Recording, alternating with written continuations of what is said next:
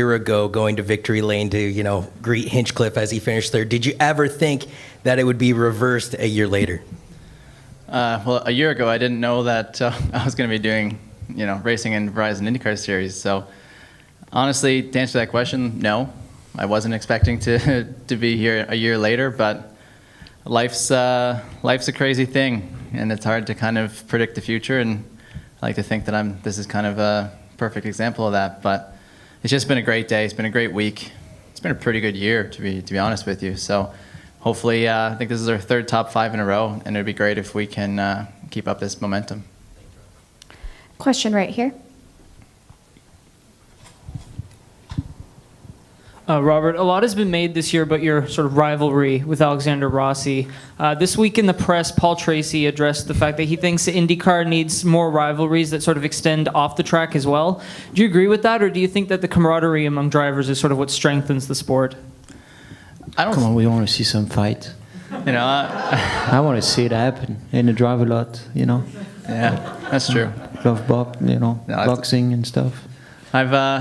I will openly say I've never punched a human being before. So I sparred once, but I don't think that counts. Together, yeah.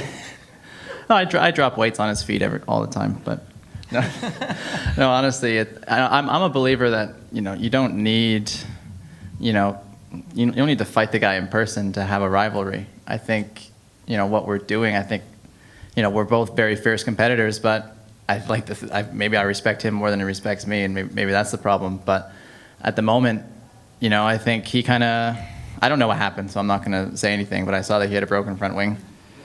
But and his teammate was in the wall in the next corner, so I don't know what happened, but I'm kind of piecing it together. And no, but honestly, he's an aggressive driver, and some days it's going to work for him, some days it's not. Other questions? Yes.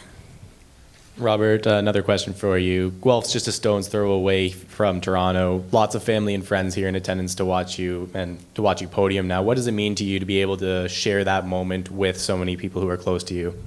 It was amazing, and honestly, that last stint there, I'm going to go all in to try to get by Simon while he's on cold tires. I knew it was my only chance, and once it didn't work, I was still kind of pushing, and then we had to save fuel a little bit, and I was honestly pretty content with P3 there, and then I saw that we were both catching Scott, and I'm like, okay, game on, and then started pushing more, and then noticed I was closing in a little bit in Simon, and I was just like, okay, I went from kind of chill mode to okay, let's get greedy and go for more, and then I nearly crashed, and I decided that I'm gonna back it back down to the end, but.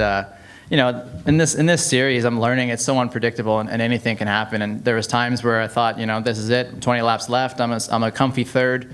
And then there was times where I'm like, oh my God, we have a shot at winning this thing. And then suddenly it's back, I got a comfy third, maybe I can get second, I don't know.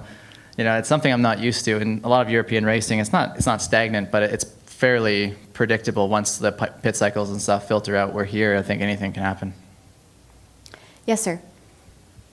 First, gentlemen, congratulations. There was a lot of talk before the race that turn 3 was the turn everybody was worried about, and then it really turned out to be turn 1, turned out to be the turn from hell. Did that surprise you when you realized that was the turn you really had to be careful of? This one's all you. That's me? That's all me. I think actually turn 11 was tough. The thing is there was only, the line was actually changing throughout the race. It was getting more and more marble. So you had to turn in shadow and get closer to the inside wall. It was getting really tough. And on that restart, as you could see, it was very, very difficult to keep it on the island. Turn 1 was actually not really a big deal. I think it just starts in turn 11. That section 9, 10, 11 was really tough today. And I think that's what happened. He nailed it. Yeah. Thank you. Any final questions? Yes, Aaron.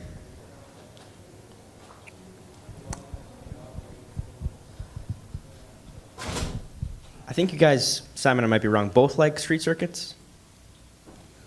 Yeah, I love it. Yeah. So what do you think, about the layout specifically here? Because on paper it's just funky, but it races well. Yeah, it's awesome. Sorry. I just jumped on it.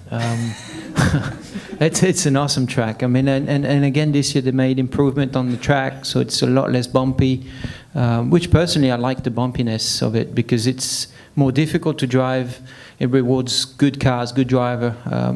This year was a lot easier to drive into turn one. But overall, I mean, it's an awesome track. I think it creates great racing, and I think it's one of the most dicey race we have of the whole year. Like Robert said, anything can happen at any time of the race with strategy and yellows and restarts. So, yeah, I've led the race and finished 22nd in 2013, actually. So, you know, anything can happen here. It's pretty impressive.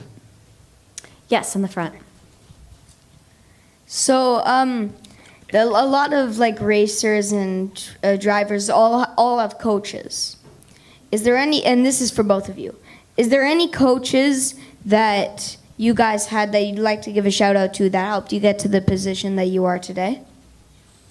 Oh man, testing me. I mean, honestly, I've had a lot of help along the way. You know, I'm definitely not a one-man band doing it on my own. So the biggest, I guess, epiphany I had in my career was actually three years ago. I took on a mental coach, and that was a huge help for me. I was at a pretty low point of my DTM career, and figured, you know, why not? And it's weird in motorsports. Growing up, it was always like if you had a mental coach, it was because you weren't strong enough, and then it's just insane because if you look at all the other sports in the world, in my opinion, tennis players, I think, are the best athletes in the world.